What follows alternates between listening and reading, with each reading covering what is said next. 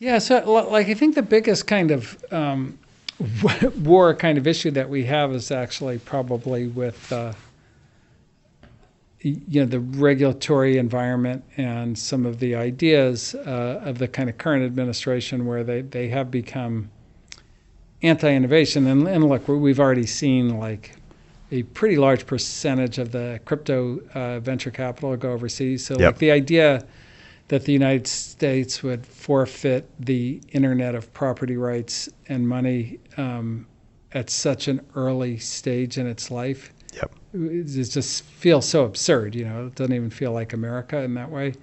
And like the like literally fake things that they're blaming it on, like, oh, crypto's funding fentanyl. I read that today. I was like, what the hell are you talking about? It's like literally the most transparent form of payment that there is in the world, like more than Visa, more than dollars, more than anything. And like for somebody, a senator to come out and say some just completely something that she no doubt knows isn't true, to kind of push innovation overseas is like that's a real wartime kind of situation for us in innovation land. And I think we're seeing the same thing in AI. We certainly have, struggles for a different reason in bio and, that kind of technology. But like, so I just give you on bio though, the FTC recently, sued to break up a deal between a bio startup and a kind of big pharma company.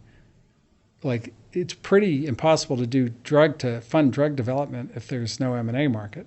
So to literally like outlaw new science for health, new financial technology, new kind of property rights in the virtual world is like a really hard stance for us to understand. So we are working with policymakers and trying to understand, okay, because it's not all like, bananas, like some of it is, certainly makes sense.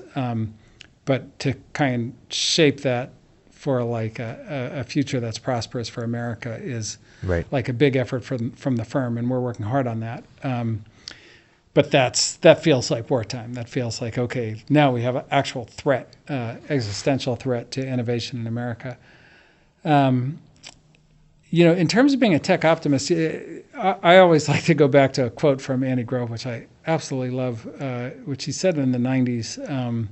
And somebody asked him, they said, Andy, is the microprocessor good or bad? And he said, well, that's not even the right question. That's like asking, is steel good or bad? It is. And so it's our job to make it good.